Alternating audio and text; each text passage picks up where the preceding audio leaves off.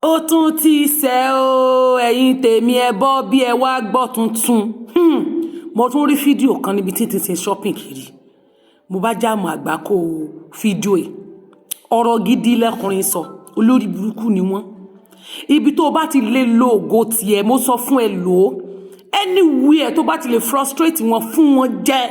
tó bá ti ní ìgboyà àti sọ̀rọ̀ má bẹ̀rù àti sọ torí tó o bá sọ á padà sọ ẹ tó bá yá ìwọ tó o bá fẹ́ sọ̀rọ̀ má ronú wípé wọn á mú tèmi mi ìfẹ́ kán rí tèmi wí mi ìfẹ́ kán mú tèmi sẹ́nu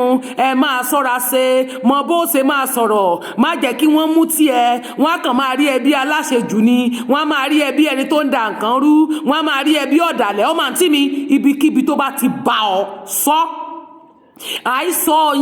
àìsọ yín ló kó bá yín débi tẹ́ ẹ délé ní nínú ilẹ̀ Yorùbá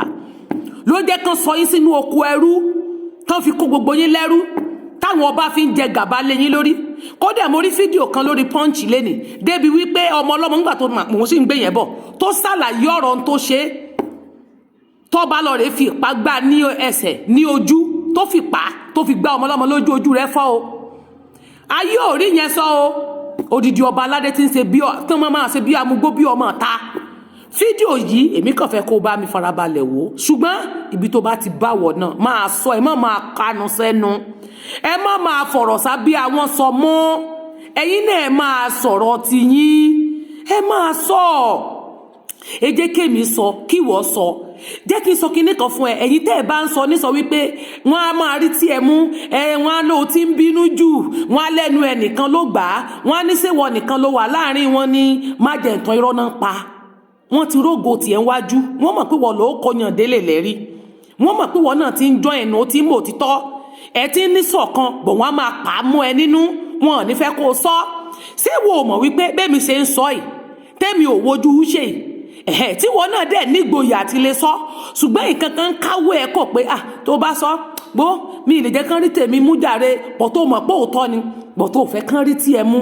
ó fẹ́ kán sọ pálásẹ̀ jù ní ẹ ó fẹ́ bọ̀ tí wọn náà bá sọ ọmọ pa ti pé méjì àwọn èèyàn náà mọ̀ jọ ẹ̀ wá pé kékèmí náà tó sọ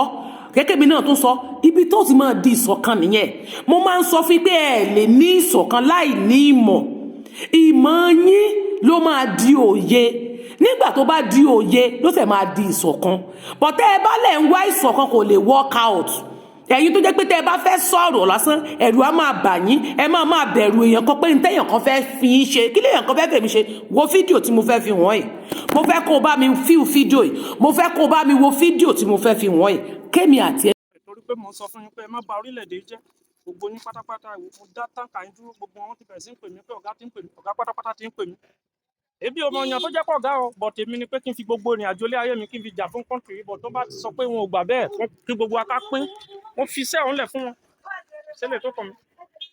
tó ti rí àwọn mọ́tò tí mo mú lélẹ̀ gbogbo wọn pátápátá mo dá wọn dúró wọ́n ti bẹ̀rẹ̀ sí ń pè mí lọ́hùn pé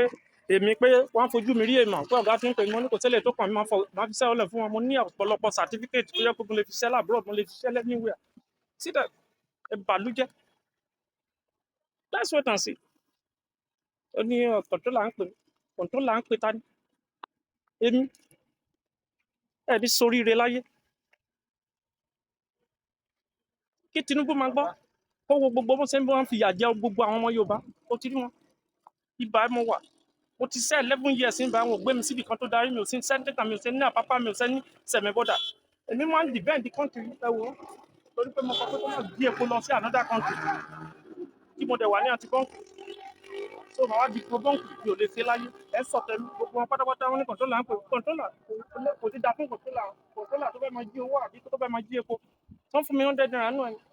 and I put my job online I'm a diligent Yoruba man bẹ́ẹ̀ tí rí wọn bẹ́ẹ̀ gbogbo àwọn mọ́tò yìí wọ́n fẹ́ jí epo lọ sí Cameroon ni bẹ́ẹ̀ tí rí wọn wọ́n fẹ́ jí epo lọ sí Cameroon ni so tí rí wọn bẹ́ẹ̀